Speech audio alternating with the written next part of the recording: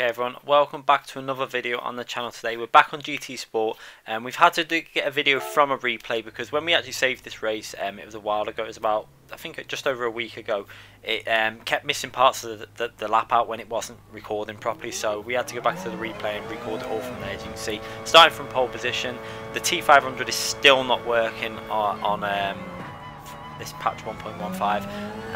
I'm waiting for the next patch to get some new footage. I want to be racing these GR.2 cars and stuff.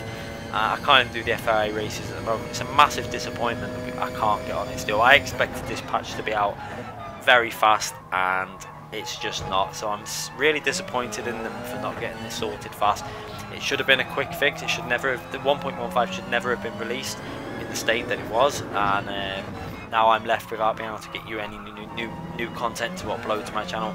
Luckily I've still got some footage obviously to upload. I had the race at Bathurst that I had saved. I've got this race that I just needed to go back and record the footage, and as you can see there, we got a nice start to the race, so let's just concentrate on the race for now. We've got the 3 different cameras again recording. I've got the guy behind us, myself, and obviously the top right hand corner is the TV cameras. You're going to see I did try it again for this track. In this car it was very hard to stay within the limits, although I did do my best to stay within the limits as much as possible. Sometimes I got a few bits of oversteer or understeer depending on how I attack the corner. One thing you do need to remember is this, for me, this car was really hard through them corners that the track limits are a bit dodgy on, because if you look at my view, I've got that massive piece of metal in the way of my view of where I'm looking at the apex on them corners. For the people that race with the bonnet view and the bumper view, it's such a massive advantage, this car, because you can just see everything, but for me it's just not, it's not immersive enough. I want to be inside the car and feel like I'm actually in a car, so that's why I use these views on every single car. As you can see now, starting to just coming to the end of lap 1, we've built up a little bit of a cushion already. I did try to push hard on my first few laps in this car to build a gap up to get out of the slipstream. So you can see there the guy behind struggling to stay with us there. But just take a look at this is the issue that I have. I tried to stay in the limits, but watch how everyone else drives. I checked everyone's replays and they were like this guy in second place. If you watch us going through turn 1, you're going to see I do run a little bit wide there using some of the track, but look at the guy behind me. Look how far out. I mean, this is what I'm saying to people. They don't really, in top split races, people tend to just really run because they think that everyone's going to do it, so that's how they run it. I did try and stay within the limits as much as I physically could while maintaining speed. I didn't take the mick like that guy there who was halfway to God knows where. I think he was on the actual Nurburgring track there, the way he was driving. I mean, he was completely out wide, and it was pretty much every lap, and I went back through the replay and checked everyone's replay for this that was in this race, and nearly everyone was doing the same thing through that corner, and this is why I say it needs to just be patched and fixed. This is another issue that needs sorted. I'm tempted myself to go through every track and highlight every area of the track that needs to be fixed. Whether anyone will pick up on that, maybe put it on GT Planet, get a video together of every single corner that needs the track limits fixing and adjusting, and maybe see if it can get picked up by Polyphonic, because it's not good enough at the moment, this track. But anyway, this car I really do enjoy driving. For this video we didn't have any assists on for this race. I took the traction control off, obviously. I've done this race with this car in every condition now to test it. This is what the aim was to do for this car. I wanted to compare counter steer with traction control with nothing, and I preferred nothing. You could feel the extra speed. I had more potential with the car, and I was taking it fairly easy during this race. You see there, lap 2 of 141.2. Our qualifying lap was a 39.6. Obviously that's when there's no tyre wear on when you're doing your qualifying lap and the fuel's not in effect. You can see again we run a little bit wide, but then look at the guy behind, look how far wide he is. It just shows you. I mean, that was as far wide as I went. I actually started getting some laps a lot more in the limits, so it's just a lot harder. I mean, you can see on my screen with that big metal bar there, it's so hard. When we get to the next lap, I'll point that out just to show you how hard it is to get the turning in point with that view I've got. But anyway, as I was saying, yeah, we obviously were saving fuel in this race as well, because I was short shifting a little bit, and this car does lose a little bit of speed when you short shift. You'll see if you let it rev a bit, it does gain a little bit of speed, and you're going to see that we were actually gaining a bit compared to the guy behind over fuel when it comes to the pit stops. We were actually being a little bit more conservative with our gear selections. You can see I was short shifting out of corners a little bit sometimes, going into like an extra gear up, which was a safer way of driving as well, because you kept the car a lot more stable. This car is such an enjoyable car to drive. This is why I'm so good, because the GR2 cars are like an in-between GR3 and a GR1, so I can imagine them having a lot of grip, but just not quite as fast as this, and just being a little bit off the speed. Obviously they're going to be like in between them. They're not going to be as fast as this, obviously, because this is just another step up from a GR2 car, but they've got a similar power to GT3 and GR3, but they've just got that extra downforce, which is going to be so much fun to drive, and I'm literally itching to play the game. I've been going on every 2 hours and just checking if there's an update out, and there's still nothing, so it's a bit disappointing. But as you can see there, look at this next corner now. When we come to this corner, look at that black bar on my turning input. I've got no visual point to turn in on that with that bar there. You can see I didn't run too far wide that time, kept it in the track, but look at the guy behind again. It actually made me laugh when I was watching this, how much he was doing it. He actually got worse as the race went on as well. We did actually do a few times that we went a little bit wide, but not to that extent.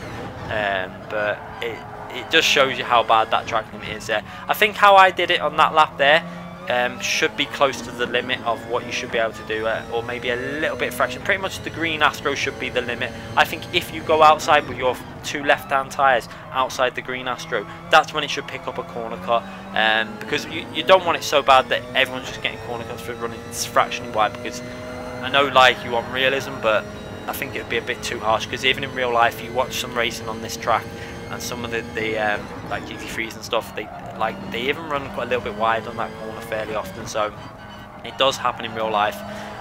So I just think they just need to tighten up the limits on that corner, and on the next corner when you come out of that, just a little bit. I mean, you should be able to run a little bit wide out of that next left hand, that next right hand out on that chicane, but not to the extent that you can. And anyway, as you can see there, we've run up quite a comfortable lead here now. We've got about, I think it's approaching 2 seconds. Obviously the delta's not showing because it's from the replay.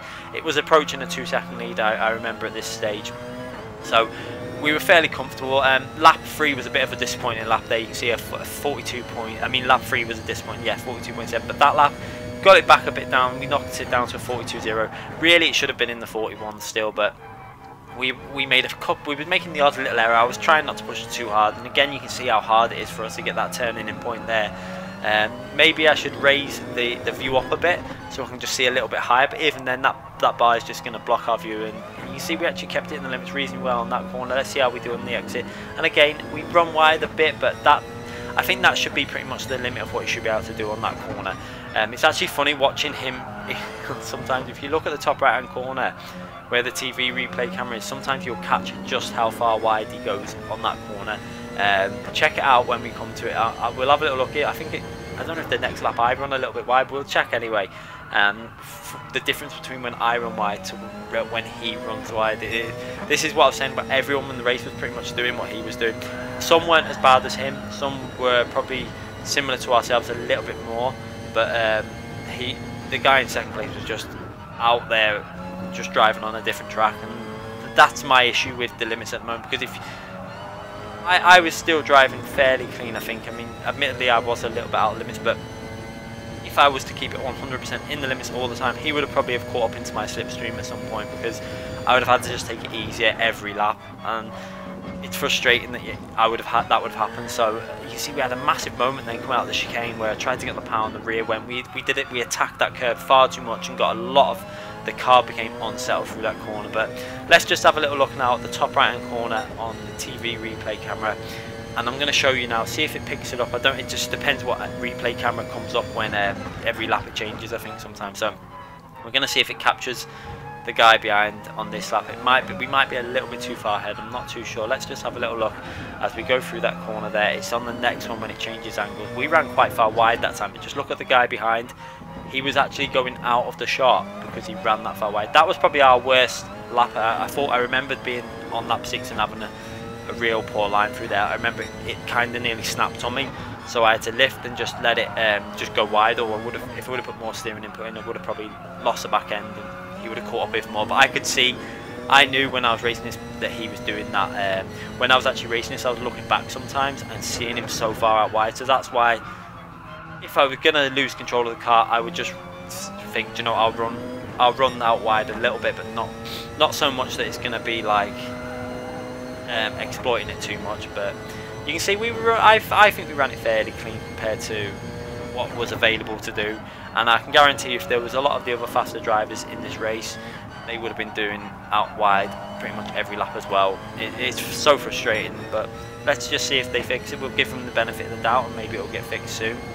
As you can see now, we're really keeping some really reasonable consistency here. You can see that 42.0, 42.2. We've still got obviously the fuel on board. The fuel's running down, but the tyres, you look at the front tyres, you can see they're starting to wear out now. So I can start at this stage. I could feel the understeer building up in this car. So really, you need to start backing off a bit and just taking it a bit easy through the corners. Luckily, the guy who was racing there, he's pitted in lap 6, and he only had 9 litres of fuel left. It really baffled me how he only had that much left, pitting that early. He must have been driving so aggressively all for that race. I know I was saving a bit of fuel. Sometimes I think I was switching to fuel mixer 2 just to try and save a bit of fuel, and we ran really wide there. You can see that's the furthest I ran wide on this lap. I think that was the worst I did that corner. But you can see he's out the pits. We're doing okay. We're still saving fuel, so I was fairly comfortable. When I seen that he only had that amount of fuel, I remember thinking, you know, Jesus, that is not much fuel that he's got left there, considering he's pitted that early. He must have been redlining it every gear change. And as I was saying, there was a guy who I was racing who was unbelievable at this track. It worked out that I think he would have been about 6 seconds ahead of me compared to this race I finished, because he wasn't pitting, but the way he was saving fuel was unbelievable. And this is why I'm going to hopefully get a video out for you guys, giving you some pointers and tips on fuel saving methods, as I've picked up so much from watching different people now, and some really good tips, especially about going into like different gear, different mixtures at different points on the track, and obviously about lift and coasting. I want to try and give you some pointers on that, how to do it effectively and maintain a reasonable lap time, and also when to do it. So obviously some tracks, and depending on how many laps there is in the race, it's not always a benefit to do it. You sometimes better to just pit, but go to tracks like Brazil, I think it is, where the pit loss is so big, you get a really long pit loss at Brazil. Whereas tracks like this, I think it was about a 20-second pit loss, so it's still quite high, but not as bad as them tracks. As you can see there, we still had I think it was 8 litres left in the fuel there, so we were only slightly down with the extra lap we had done. So it was really confusing why that guy that pitted on lap 6 at the end of lap 6 had that little amount of fuel, but we come out a long way ahead of him because of that. At this point I think we came out about 5 seconds ahead, because obviously he had to pit that extra amount, to put that extra amount of fuel in. I'm still baffled how he managed to use that much fuel. But we're back on board with him anyway. I did change to the other guy, the FTR guy, as he hadn't pitted on the same lap. And you can see there again, look how far wide he's still going on that corner. We obviously still trying to keep it in the limits as much as we can. This car is not the easiest obviously, but I think he was just not caring about the limits at all when you watch his footage. But still in the lead, running reasonably consistent. And you can see our lap 9 was a 42.1, so we went 42.0, 42.2, 42.1. With this car it's fairly consistent, it wasn't pushing the limits either. You can see lap 2 we did a 41.2, but then we had that horrible lap on lap 3 that should have really been a 41.4 to 5, something like that. But we had a horrible lap there. Really, that was the one lap that we lost probably about a second. So we were a little bit behind what we should have really been in terms of race pace, but we managed to get it back down to a reasonable level in terms of lap times. And then our out lap here now is not going to be a representative lap. This is how you work out your how long the pit loss is, because what I always do is take the lap that you obviously in lap and your out lap, and then work it out with the pit loss to compare to your average of your other laps. So you can see a 2:05 was our in lap, and then our out lap is going to be faster because it doesn't record time until you come out the pit lane, I think. So you can have a look now, coming over the line, and it's a 1:39 I think it is. So I'd take 3 seconds off the 2:05, so it's a 2:02, and so you can see it's a 20-second pit loss around in this car, around this track. It's around 20 seconds. So that's how you can kind of work out. So that's how you can kind of work it out in terms of laps as well, and what loss you would get per lap, whether it's worth pitting or not. You can see we've run a little bit wide there again, but let's have a little look at the guy in second place. Let's see how far wide he runs this time. Yeah, you can see he runs really wide again. But well, this car probably is one of the most enjoyable cars on the game for me, I feel.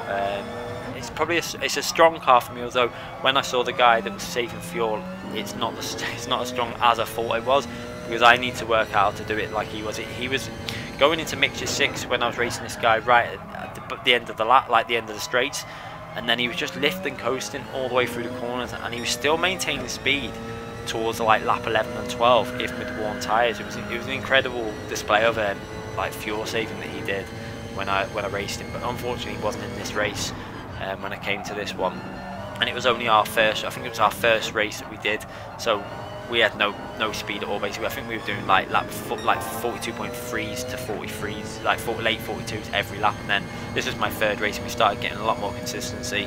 This car does take a little bit of getting used to and getting the consistency there.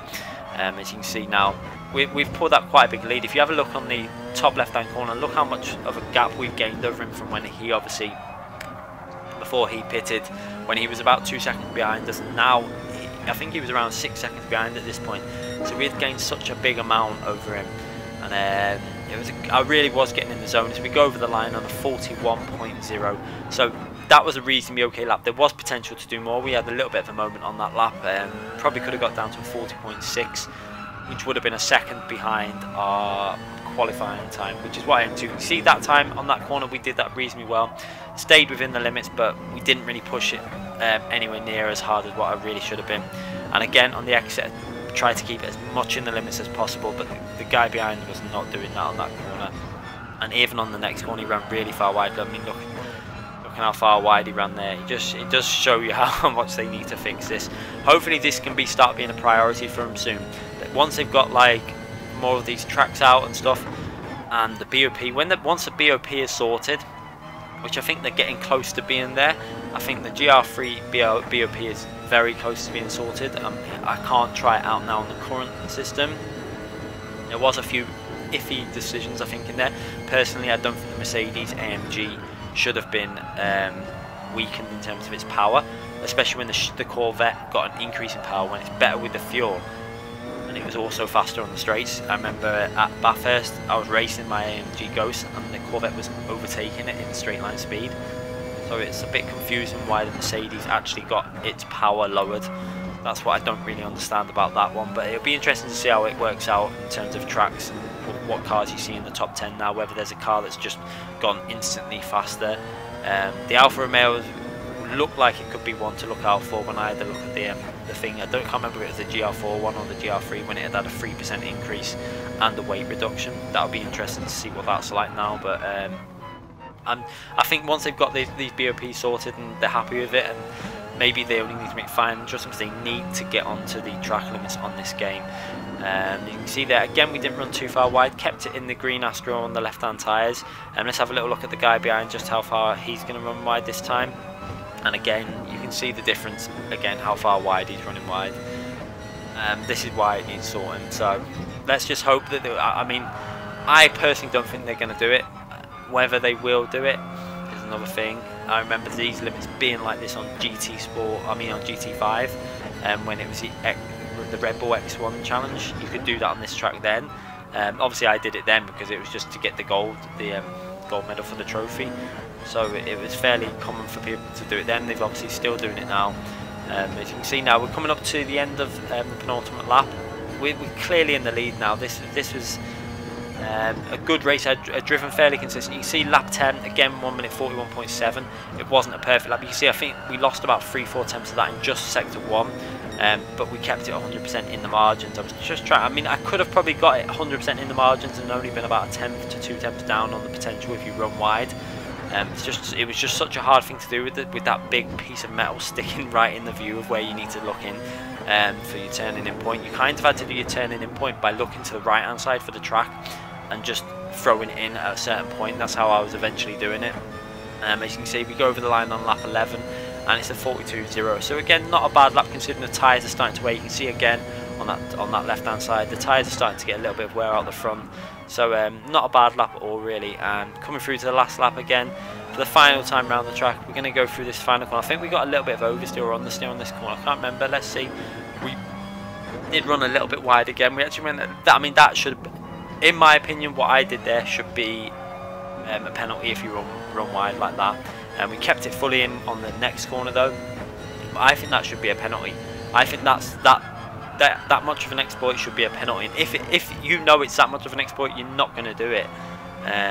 So it'd stop everyone from doing it. It'd make it a lot cleaner. You can see there we've managed to lap someone in this race. He was having a nightmare. He'd spun it on that corner there, but we actually managed. I think that's the first time I've actually lapped someone in the top since I've been in like the top split races. I don't ever remember lapping anyone in a top split race, so I mean it's probably a lot of it is to do with this car. Some people really do struggle with it, but it highlights another point for me. It highlights the point that the DR system isn't perfect yet. I think it should be a bit harder to get to the S license. I think it's too easy to get to the S rated DR. Far too easy in my opinion. I think they should make it a lot harder, just so that you can see the difference between drivers a bit. I think there's some A-rated drivers that are just not good enough to be A-rated either. I think A-rated should be a harder setting to get to. I mean, that highlights it. I mean, top split race, you shouldn't, in a 12-lap race for a top split, I don't think you should be lapping anyone, but we managed to lap someone. We go over the line with a nice, let's just see what that lap was. It was a 41.9, so back into the 41s on the last lap with the tyres going. Reasonably happy with our performance there. We had good speed and we really got in the zone on that race and managed to put in some nice consistent laps. Anyway guys, hopefully this patch is going to be out soon so we can start test driving some of these GR2 cars. Let's see what happens. Anyway, we're going to be back with more GT Sport videos soon, more Project Cars 2 and more Assetto Corsa videos. Thanks again for watching everyone.